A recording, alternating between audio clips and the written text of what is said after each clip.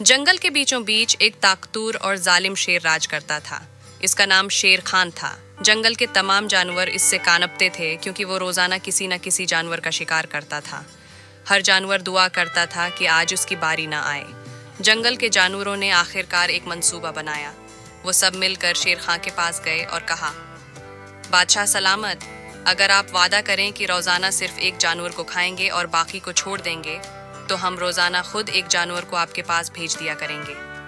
شیر خان نے غرور سے کہا، ٹھیک ہے، میں تمہیں یہ رعایت دیتا ہوں، لیکن اگر کوئی جانور نہ آیا تو میں پورے جنگل کو تباہ کر دوں گا۔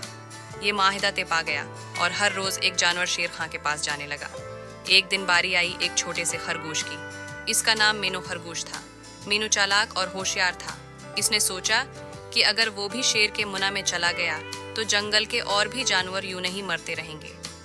چنانچہ اس نے ایک ترکیب سوچی۔ مینو جان بوجھ کر دیر سے پہنچا۔ شیر خان غصے سے دھاڑا، تم اتنی دیر سے کیوں آئے؟ میں بھوکا ہوں۔ مینو نے معصومیت سے کہا، بادشاہ سلامت، میں وقت پر نکل پڑا تھا، لیکن راستے میں مجھے ایک اور شیر نے روک لیا۔ وہ کہنے لگا کہ یہ جنگل اس کا ہے اور آپ کو للکار رہا ہے۔ اس نے مجھے پکڑ لیا اور کہا کہ میں آپ کو اس کا پیغام دوں۔ شیر خان آگ بگولا ہو گیا۔ کون ہے وہ گستاخ؟ مجھے فوراً اس کے پاس لے چلو۔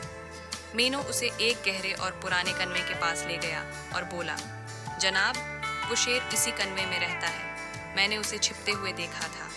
شیر خان نے غصے میں کنویں میں جھانکا تو اسے پانی میں اپنی ہی عکاسی نظر آئی۔ اس نے سوچا کہ یہ واقعی دوسرا شیر ہے۔ وہ گرج کر بولا، تم میرے جنگل میں کیسے آئے؟ نکل جاؤ ورنہ میں تمہیں ختم کر دوں گا۔ کنویں میں اس کی گرج کی گونج واپس آئی، جیسے دوسرا شیر بھی اسی لہجے میں دھاڑ رہا ہو۔ شیر خان نے سمجھا کہ دوسرا شیر اس کا مذاق اڑا رہا ہے۔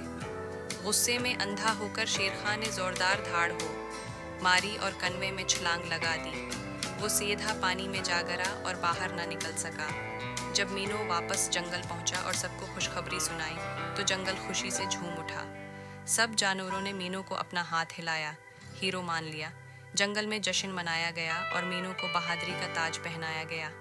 سبق: عقل اور ہوشیاری طاقت سے بڑی ہوتی ہے اور بہادری کا مطلب صرف لڑائی نہیں بلکہ صحیح وقت پر صحیح